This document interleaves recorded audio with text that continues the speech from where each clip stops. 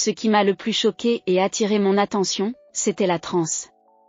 Elle était dotée d'un outil grand et épais, la comparaison entre les deux était évidente. Bonjour à tous les abonnés de la chaîne Histoire d'infidélité, je sais que ce récit va choquer et indigner beaucoup de gens, mais j'ai dû faire tout ce qui était en mon pouvoir pour maintenir mon mariage solide et fort.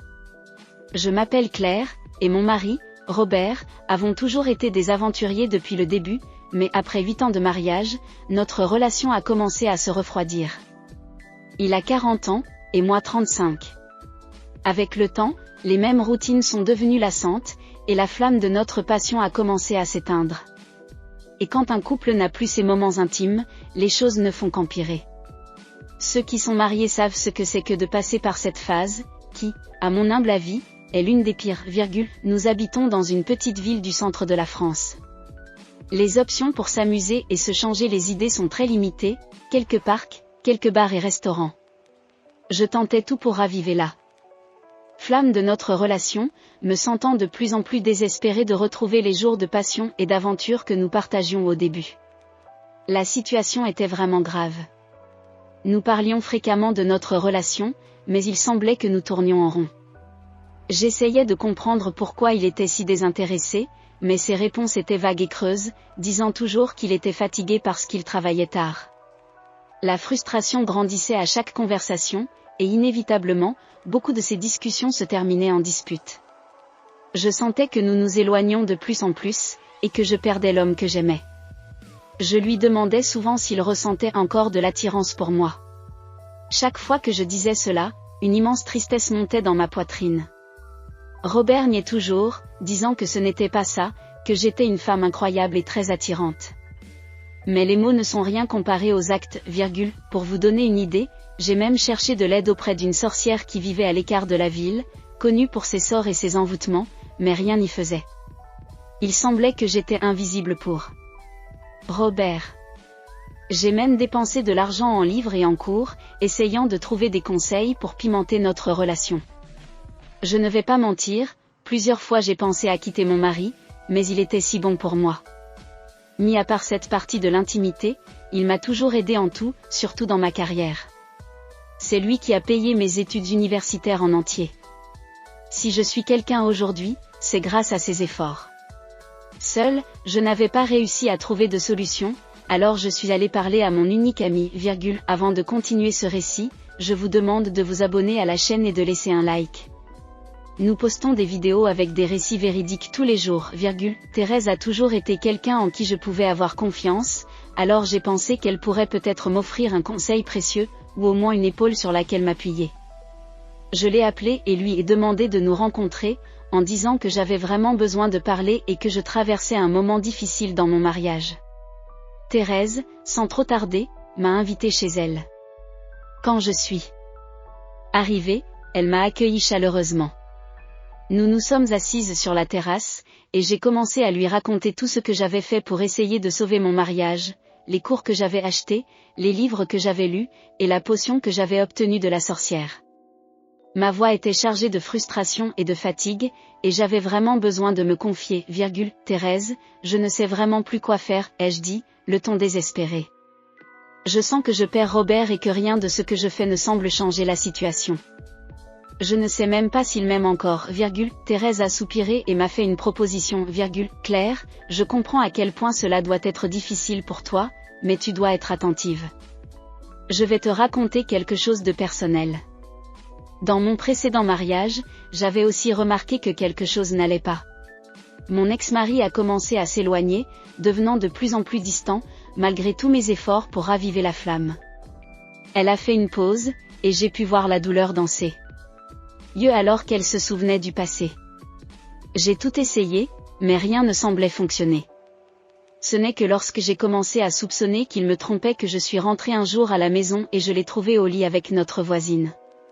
Ça a été un choc, je suis restée silencieuse, absorbant la gravité de ce que Thérèse venait de partager. Son histoire m'a fait réaliser que j'avais peut-être ignoré des signes importants, je n'avais aucune idée que tu étais passée par quelque chose comme ça, Thérèse. Je suis vraiment désolée, lui ai-je dit, elle m'a regardée avec compassion et a dit, je sais que c'est difficile, mais tu dois être consciente des signes.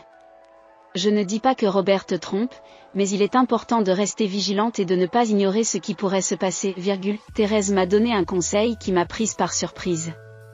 Elle a suggéré que je sois plus directe dans ma recherche de la vérité, ce qui pourrait signifier une approche plus intrusive. Forte de sa propre expérience, elle m'a recommandé de vérifier le téléphone de Robert. Cela impliquait d'examiner son historique d'appels, ses messages et ses conversations dans les applications de communication. L'idée d'envahir la vie privée de Robert était inconfortable et difficile à accepter, mais en plein désespoir, cela semblait être une option que je devais envisager, La conversation avec Thérèse a été un signal d'alarme pour moi. Son expérience et ses mots m'ont fait me demander si je ne passais pas à côté de quelque chose dans ma relation avec Robert. J'ai ressenti une vague d'inquiétude, en pensant que je pouvais être aveugle aux signes qui étaient juste devant moi, En conduisant de retour à la maison, j'ai réfléchi plus profondément à sa suggestion.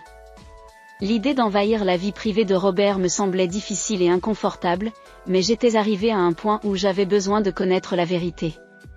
En rentrant à la maison, j'ai décidé de suivre le plan. J'allais examiner le téléphone de Robert, en vérifiant l'historique d'appels, les messages et les conversations dans les applications, J'ai décidé de préparer un dîner spécial pour lui. J'ai cuisiné son plat préféré, du poulet rôti avec des légumes et du riz. J'ai particulièrement soigné la présentation, et pour compléter le repas, j'ai décidé de servir un bon vin, sachant qu'il s'endormirait rapidement après avoir bu. Après le dîner, je lui ai servi le verre de vin que j'avais spécialement choisi pour cette nuit-là. Il l'a bu avec plaisir, comme il le faisait toujours. J'étais impatiente de voir s'il allait bientôt se sentir somnolent.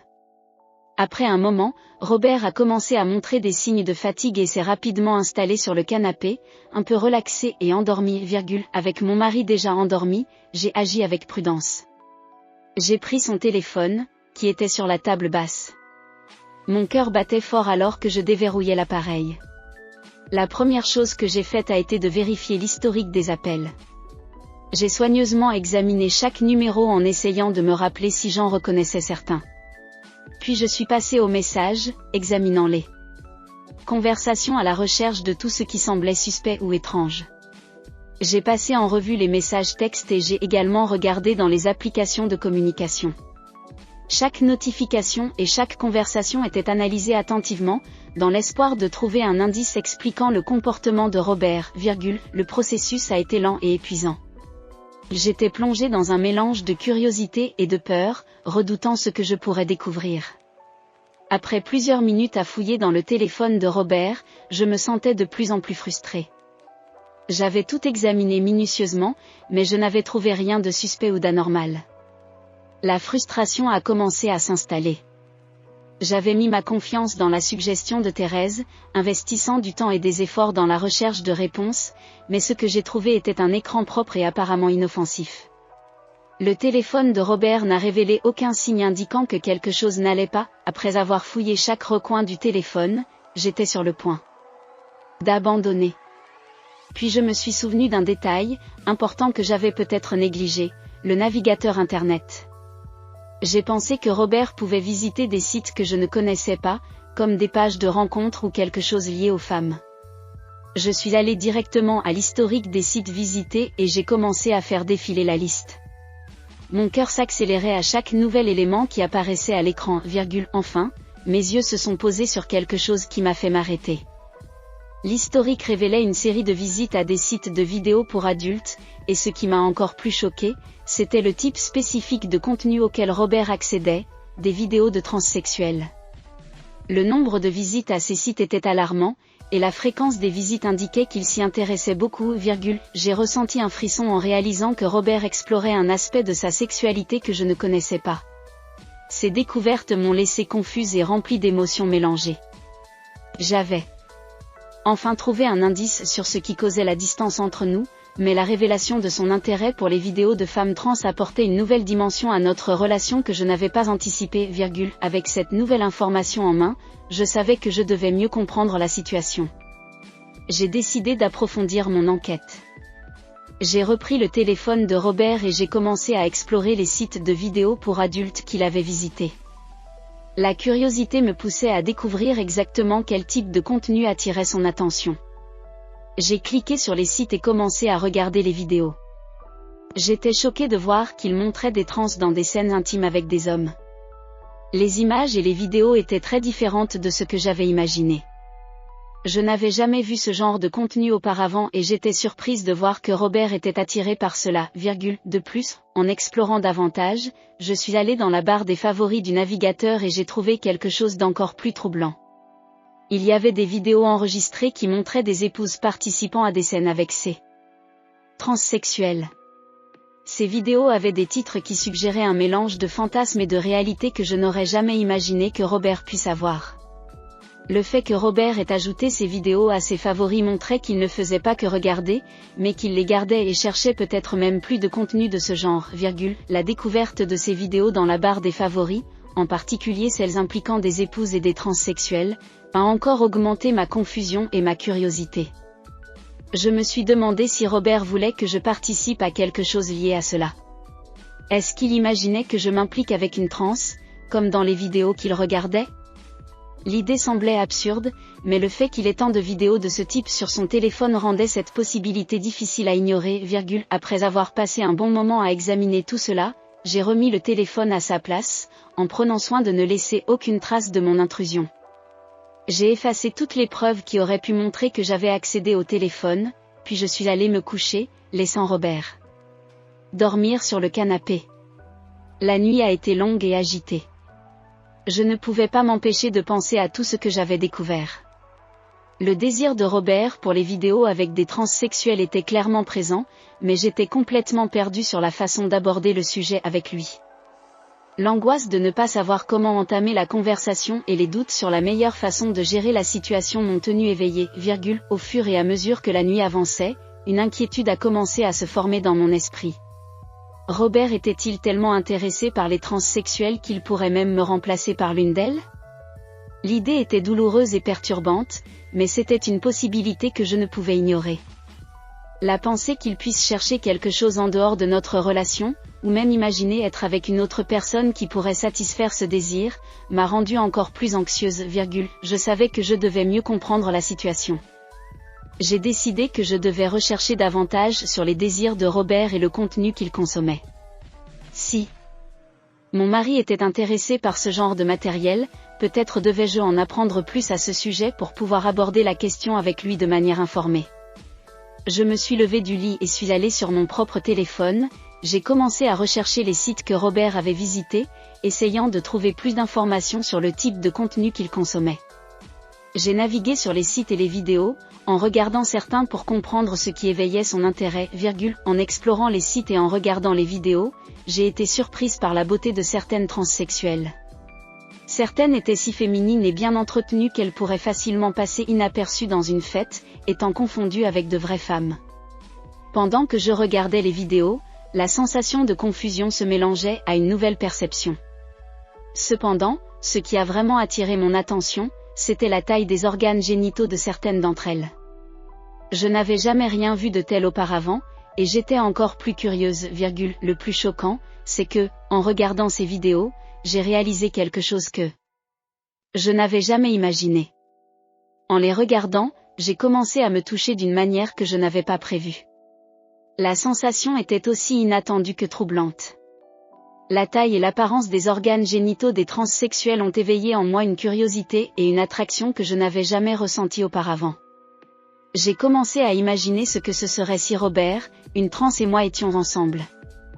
L'idée m'a frappée de manière inattendue, et malgré ma confusion, je ne pouvais pas empêcher mon imagination de prendre le dessus. J'imaginais comment serait la dynamique entre nous trois, comment Robert réagirait et comment je me sentirais dans cette situation. L'image de nous trois ensemble, l'interaction et le désir qui pourrait surgir m'ont laissé intriguée, en même temps, perplexe.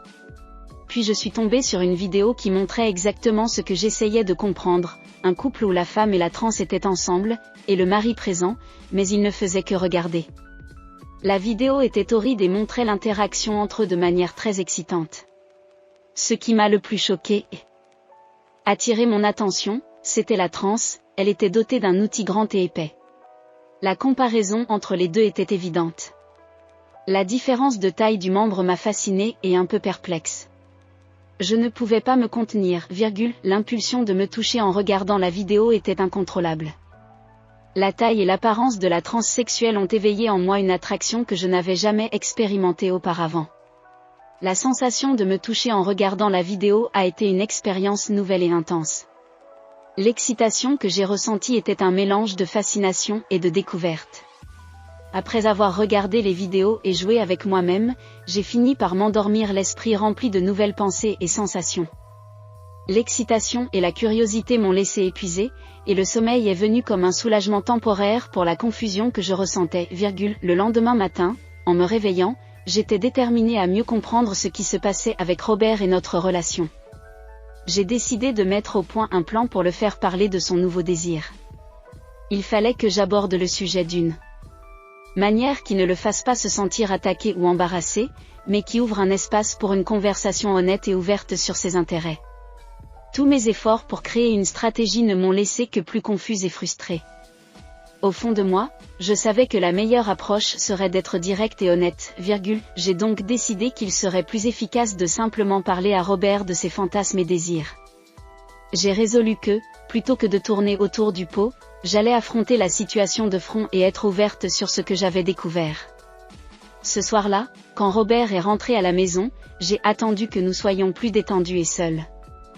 Après le dîner, je me suis assise à côté de lui sur le canapé, j'ai pris une profonde inspiration, avec tout le courage que j'ai pu rassembler, j'ai commencé à parler, Robert, nous devons parler de quelque chose d'important. J'ai remarqué que tu étais distant ces derniers temps, et en essayant de comprendre ce qui se passait, j'ai fini par découvrir certaines choses. J'ai vu les vidéos sur ton téléphone et je sais que tu as regardé du contenu avec des trans. Je veux que tu saches que je suis prête à comprendre tes désirs et tes fantasmes. Nous pouvons en parler, Robert était stupéfait. Ses yeux se sont remplis de larmes et il a presque commencé à pleurer, s'excusant à plusieurs reprises et essayant d'expliquer que ce n'était pas ce que je pensais. Il était visiblement bouleversé, et je pouvais voir la confusion et la peur sur son visage, Calme-toi, Robert, dis-je en essayant de le rassurer. Je lui ai dit de se calmer et lui ai expliqué que j'avais cherché à comprendre davantage. J'ai fait des recherches sur le sujet et j'ai fini par m'y intéresser aussi. Il était surpris par ma réponse, mais a commencé à se détendre un peu.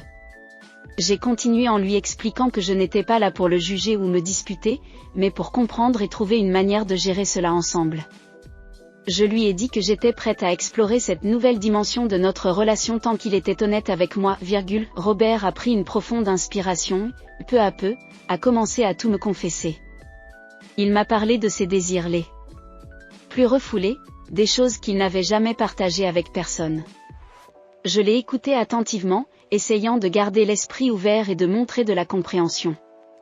Avec le temps, il a commencé à se sentir soulagé, étonnamment, heureux de pouvoir enfin parler de ses désirs avec moi, Je n'aurais jamais imaginé pouvoir être aussi honnête avec toi, a-t-il dit, un sourire timide se formant sur son visage, Je suis là pour te soutenir, Robert, ai-je répondu. Nous allons affronter cela ensemble. Avec cette nouvelle perspective, nous avons décidé d'explorer ces fantasmes de manière sécurisée et consensuelle. Ce soir-là, nous avons ouvert un site de rencontre pour adultes et avons commencé à chercher une transsexuelle qui pourrait nous aider à réaliser ce désir. C'était un voyage inattendu, mais nous étions prêts à affronter ce nouveau chapitre de notre relation avec courage et ouverture, cherchant à mieux nous comprendre et à renforcer notre connexion. Les jours qui ont suivi ont été remplis de discussions ouvertes et honnêtes. Robert m'a avoué qu'il avait eu peur de partager ses désirs avec moi, craignant que je le juge ou que je le rejette. Je l'ai rassuré en lui disant que je l'aimais et que j'étais heureuse qu'il se soit enfin ouvert à moi. Nous avons convenu que ce n'était que le début d'un nouveau chapitre dans notre mariage, un chapitre où nous continuerions à explorer nos désirs et fantasmes ensemble, sans peur ni honte, Finalement, ce qui aurait pu nous séparer nous a rapprochés plus que jamais. Nous avons appris que la véritable intimité ne réside pas seulement dans la proximité physique, mais aussi dans la vulnérabilité et l'honnêteté l'un envers l'autre.